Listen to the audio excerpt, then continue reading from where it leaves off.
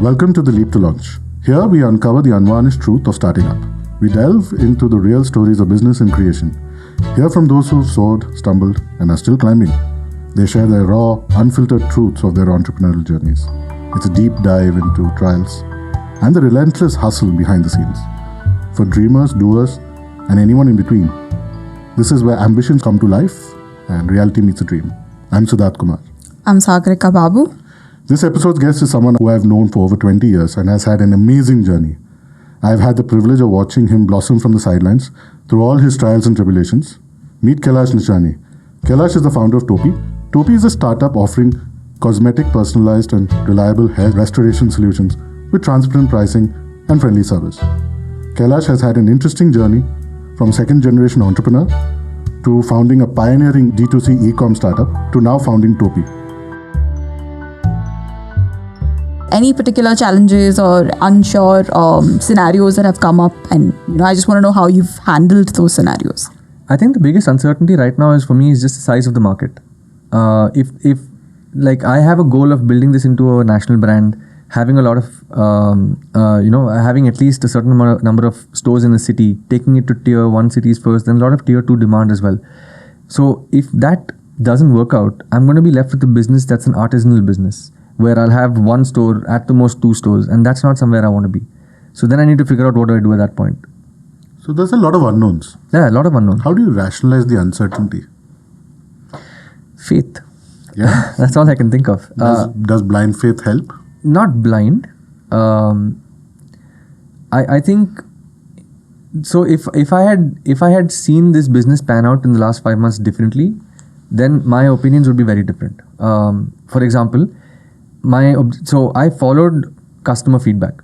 A lot of people told me, sounds good, product's great, price is great, where is your space? I opened a space. When people came into the store, they have to echo the same things, right? Great product, great price, and ultimately they have to buy. If I didn't see the behavior of coming to a store, or if I saw the behavior of coming to the store but not converting enough, and if I didn't see the fact that they aren't repeating, then these are red flags I would look at and say, look, this business may not work out. So far, this is not what I've seen. I've seen them come in, I've seen them convert, I've seen a certain amount of repeats, and I've seen them love the product, I've seen them love how they look at the end of it. So it's happening at a very small grassroots level right now, and my faith is that it would grow over time. So you're tinkering until you find success. Yeah, absolutely. It's very interesting that you say all of this, because I know one of your favorite books is The Black Swan by Nicholas Taleb, and yeah. I don't know what exactly he says. I think I'm paraphrasing here, but I think he says the strategy for success is to keep tinkering as much as possible. Yeah, absolutely. And you seem to be a big firm believer in that. You're actually doing that. Yeah, I actually am also living by a Japanese quote I read: 6 times you fall, 7 times you get up.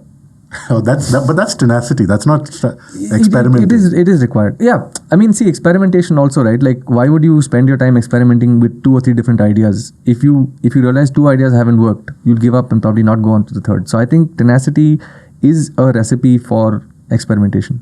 Fair enough. Okay, let's say I want to start a business right now, maybe in like a month. What would be the best advice you can give me about handling these uncertainties for someone who's a beginner? I mean, you're obviously way more experienced. You've got like 3 leaps that you've managed through, and if it were me, I'm a beginner. So how would you actually advise me to follow? I think first of all, you have to start with research. Research in your industry that you like, research on the competition, research on the customers, on current solutions, and that will help you find the gap. During this, and after that, once you find the gap, I think the best thing to do is quickly try and speak to potential customers, right? In any way possible. It could be your friends, family, it could be, people who you work with, anybody. Just try and get their feedback and ask pointed questions. That's qualitative. And then once you understand that, maybe I've spoken to 5 people and 3 of them have a problem, maybe there's something there. Then double it down and try and increase your base. Talk to 10, 15, 20 more people, float a questionnaire if you can. There are a lot of WhatsApp groups today. Put it on your apartment group, get some feedback. Just get feedback at this point, right? And then let's say you're convinced that there is a problem statement, define that problem statement. A lot of people don't define a problem statement and they have it in their heads that I think this is how it's going to work. I think this is what would work. I would say define the problem statement, Something I learned at Swiggy was documentation. Write down a 1-pager or a 2-pager of your journey. This is the industry I want to go after. These are the current competition. This is how customers are currently served. This is the current pricing. These are the results I've got from my qualitative and my quantitative feedback. The answer will jump out to you. You know, that this is what I should do. That's the logical next step. So if you're able to do that and clarify the problem statement, that's great. Then the next step would be get into 0 to 1 experimentation. Do a landing page today. It takes you literally 1 hour to start a website, change the content with AI, with Midjourney, with ChatGPT, whatever it is that you use, you can get everything up and running. Launch the landing page experiment. Spend 100, 200 rupees a day on Facebook ads.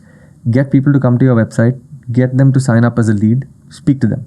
And get further understanding of the problem statement, get further understanding of that will inform your solution. Don't think about solutioning in the very beginning. Sure, you'll have a version of it in your head, but it may look very different after you speak to customers, right?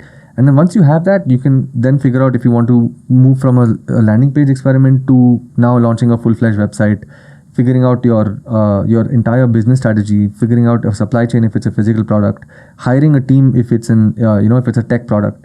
That's the process I would take. And I think if you need help, go out and seek it. Look for co-founders, look for advisors. Because if you're thinking of something, somebody has already thought of it, gone through with the journey, made mistakes, failed, ask them. How did you do? What happened? What went wrong? What should I not do? Those kind of things. Right. Thanks for the advice though.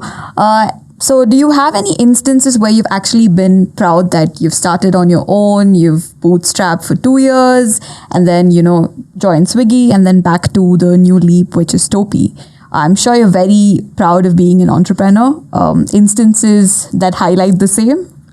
I think right now I'm proud of myself for just taking that leap again because I've heard it's hard. It's not easy. And if you speak to my family, literally everyone said don't do it. Just stay on the path. And I owed it to myself, so I had to do it. So I'm proud of seeing it through. I don't know where it's going to take me.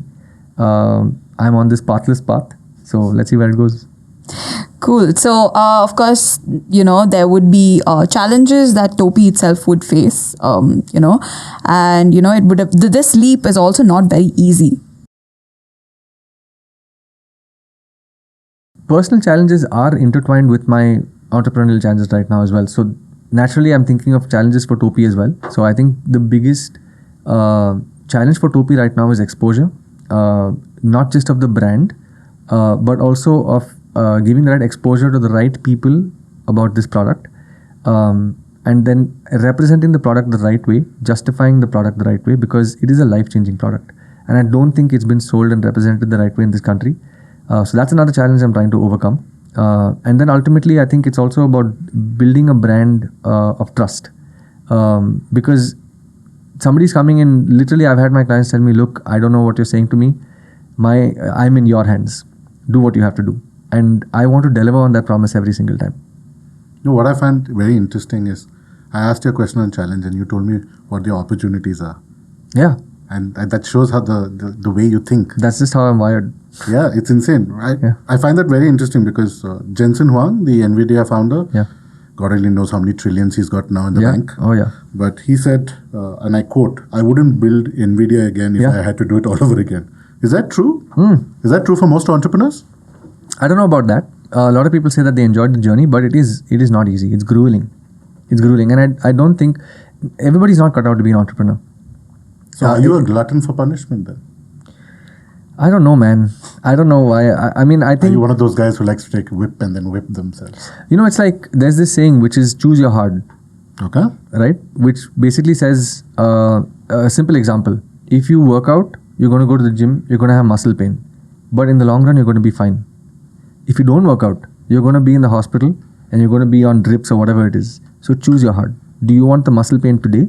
Or do you want to just forget about working out and then be in the hospital in your later years?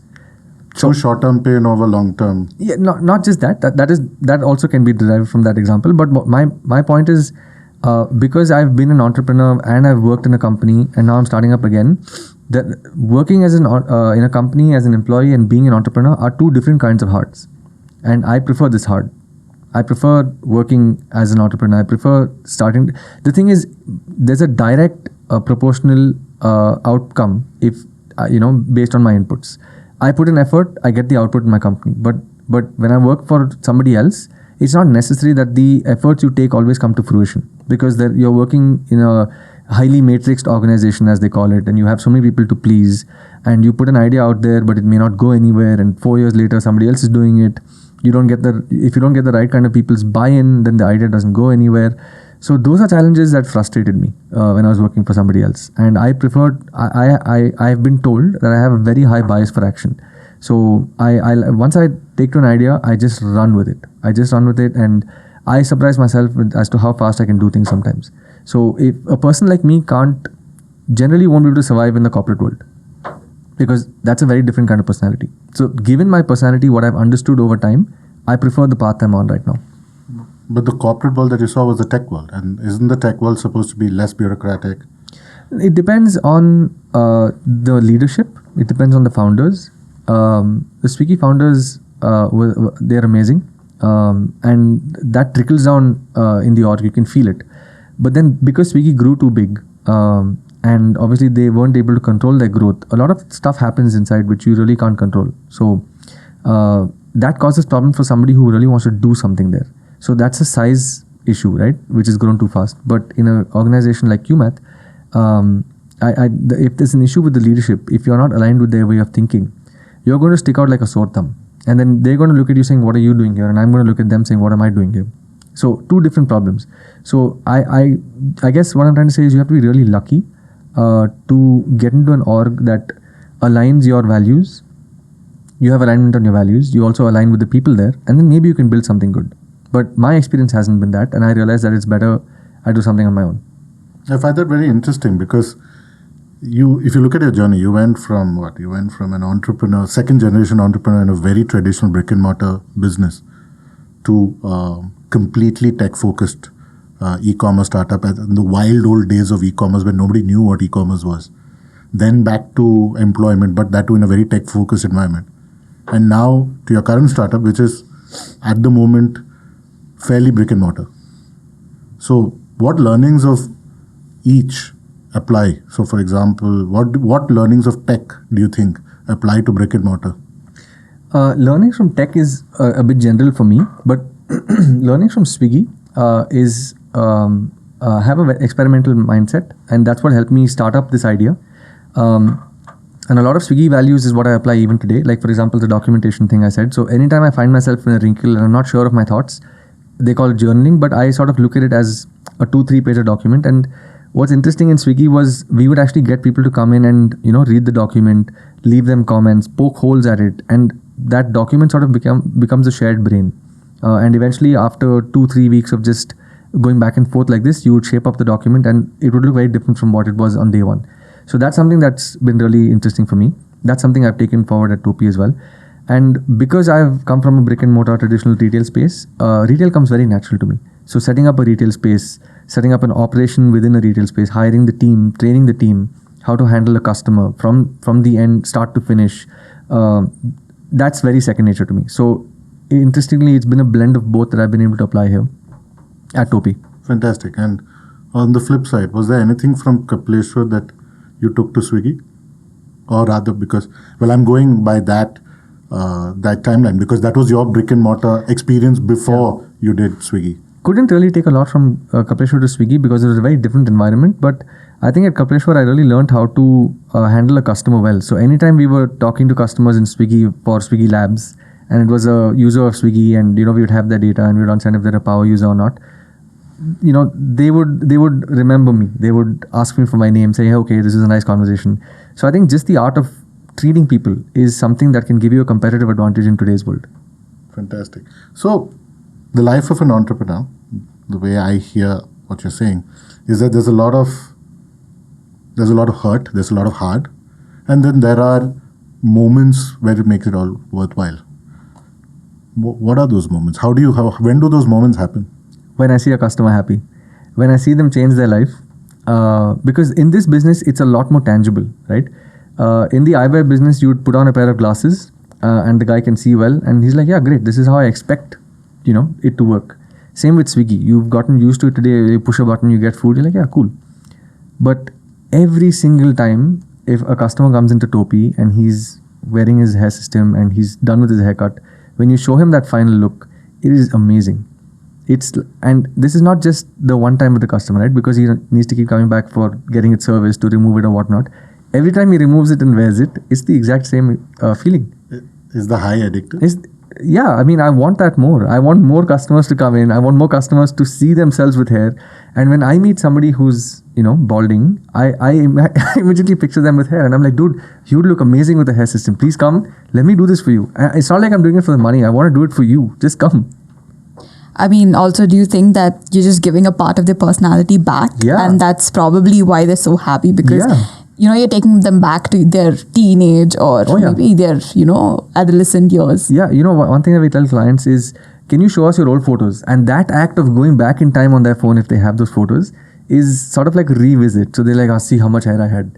And I'm like, yeah, everybody's story is the exact same. And don't worry, we'll get that for you. And that's exactly what happens after they see themselves with the hair. It's amazing. I love that feeling. That's addictive. Then how do you handle the lows?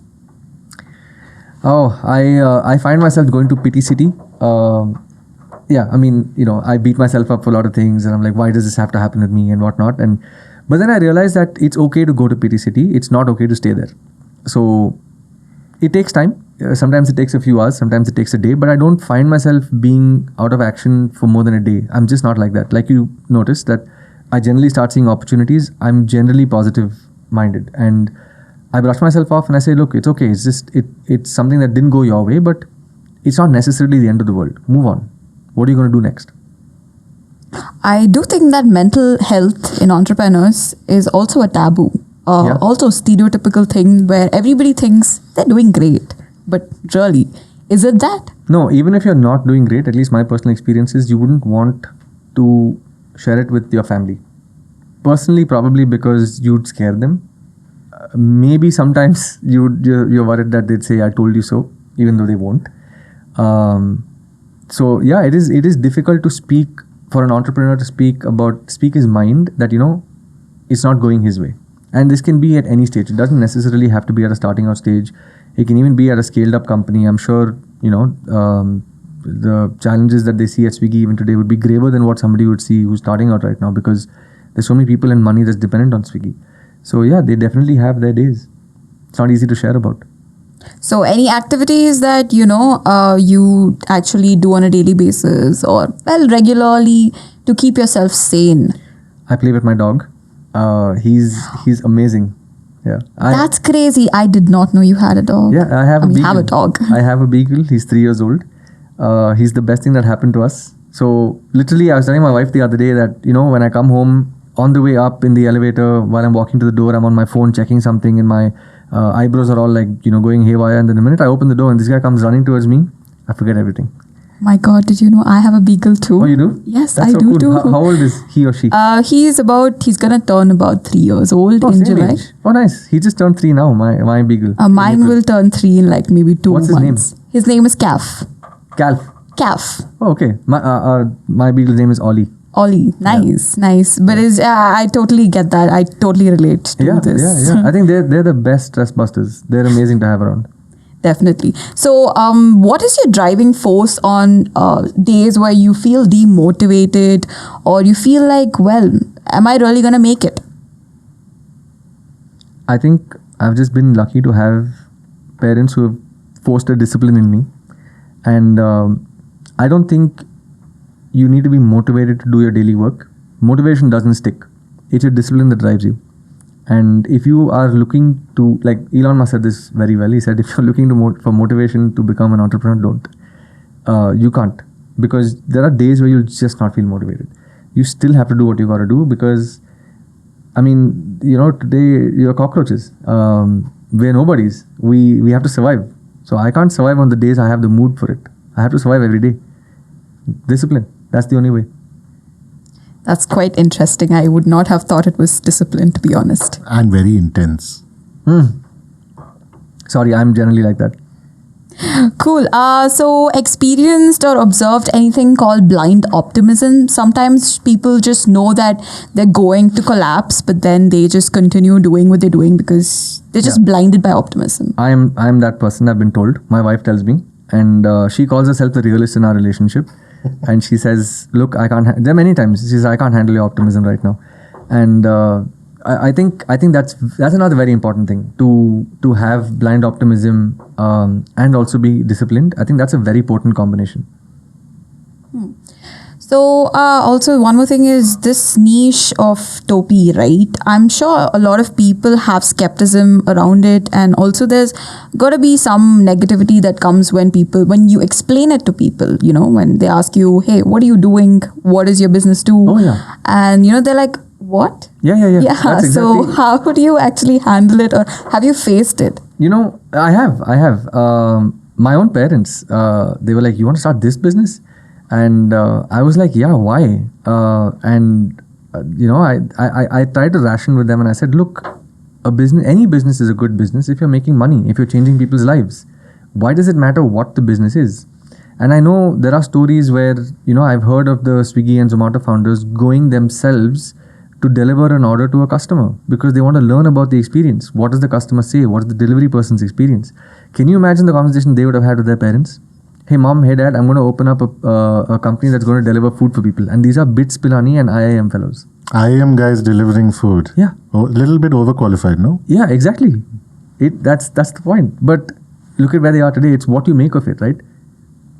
Yeah, definitely. I mean, that's pretty crazy. I did not know they've done this before. Yeah. But so any entrepreneurial mind blocks that have come in? Usually there's a creator mind block wherein you suddenly just go like zone out. Oh yeah, happens every day because at this point it's just me running the business with a few ops folks. I don't have the leisure or the luxury of a team member or you know, at least 3-4 team members who are helping with other things. So let's say you know, I have to write a blog post today that's going to help me with SEO, for example. But then I've just had a grueling 2-hour session with a customer and they're happy and I'm really happy. But I can't sit down and do the blog post. That's writer's block. And at that point, I prefer not to force myself because if you're doing something creatively, you should do it when you feel like doing it. And it just flows differently at that point. So then I move on to something else that's a little less grueling, more functional. Yeah. Right. So any time that you felt, well, being your own boss is the best? Yeah, but I don't think you should look at it as, oh, I'm self-employed or I'm my own boss for that reason. I think you need to have a very good reason why you want to start a business. And yeah, then of course, if your business is going to work and you're your own boss, I think that's great. Because you get that freedom, right? To run the business the way you want. You get to employ or, you know, have the team that you like to work with, not necessarily are forced to work with somebody who you don't get along with.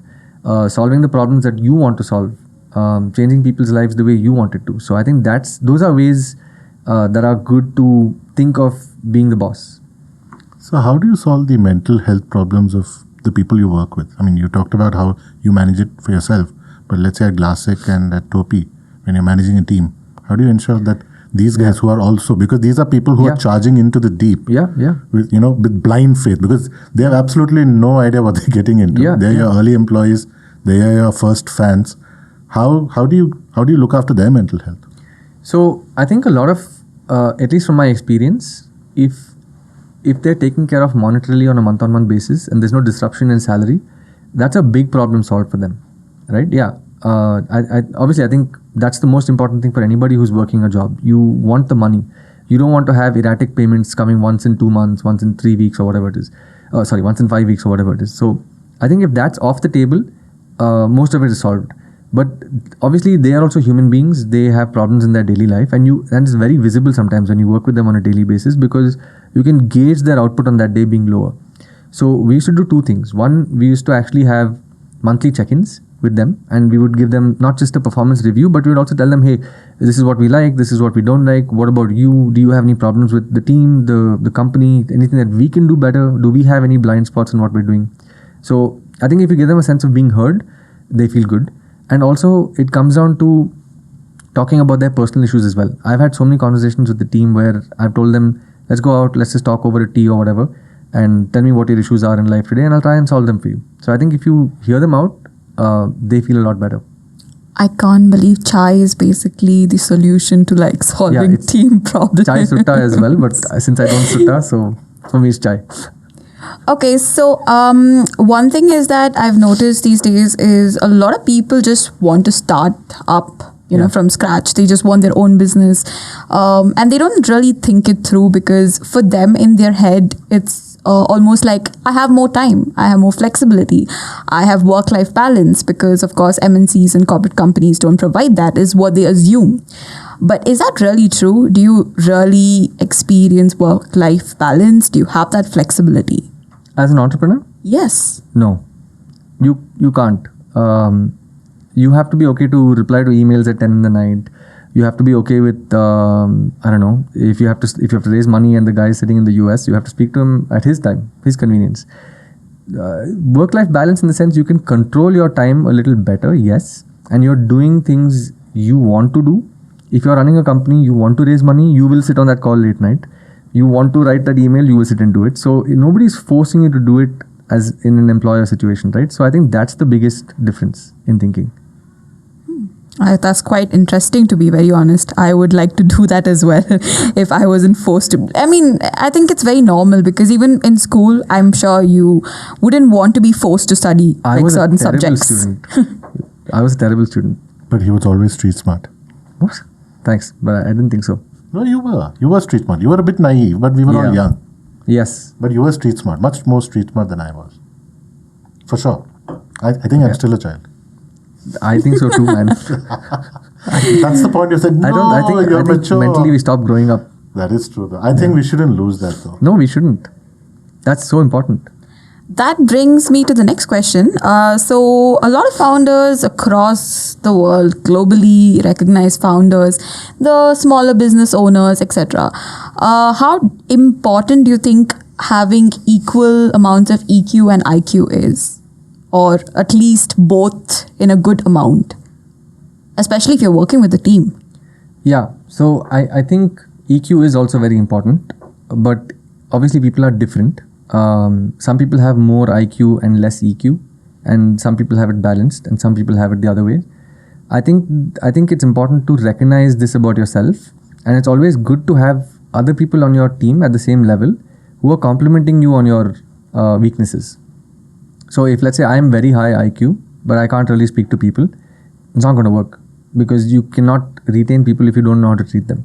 So then you need to have somebody else, either in your HR team or as a co-founder or whatever it is, to be able to be that people person and take over your weakness. So yeah, ideally it's best to have both, but I think it needs to come to somebody through their own life experiences to be a balance of both, but it doesn't happen always. So the most basic question, would you ever do it all over again if you had the choice to? I feel like I'm doing it right now with Topee. And I think there's just this itch that I want to scratch which hasn't been done as yet. And I think if you're driven with a personal goal, no matter what you do in life, somehow you'll always go back to that. Let's say if I fail with Topee even now, I might go back to the consulting employment world, who knows, I have no idea. But then I'm pretty sure that I would want to come back to doing something because there is an ulterior motive in my life. I always have wanted to start a brand and take it national or global or whatever it is. And that's something I want to see myself do it one day. And that's what is driving me. Fantastic. Thank you so much. We have taken up so much of your time. No. Some parting advice for our listeners? I'm reading a book right now called The Pathless Path. And it's pretty interesting in the sense this guy has always followed his all his life. He's thought, okay, after school I'll go to grad school, after grad school I'll get work, and then he realized that he's burnt out and he couldn't believe it. So then he realized that he had very little control when he thought he had a lot of control, and living somebody else's life inadvertently, subconsciously, led him to actually feel this way. And then he realized that the best thing to do is, if you want to get on the pathless path, is to cede control, is to actually have faith. And I'm still in the middle of the book, but it resonated with me because that's kind of what I'm doing right now. And a lot of people won't get what I'm doing. And as entrepreneurs, you should be okay to be misunderstood. So I would say that if you feel stuck in life right now, take that chance if you can. And just give yourself that ability to do what you want to do for some time. Do it as an experiment. Do it for 3 months. Do it for 6 months. If it doesn't work out, go back to what you do. And then reevaluate. But give yourself that chance. That's inspiring. Kailash, thank you so much. It's been such a pleasure talking to you. We have learned so much from you, and it's an honor for us to hear your story. Thanks, man. Good to be here. Thank you so much. Thank you.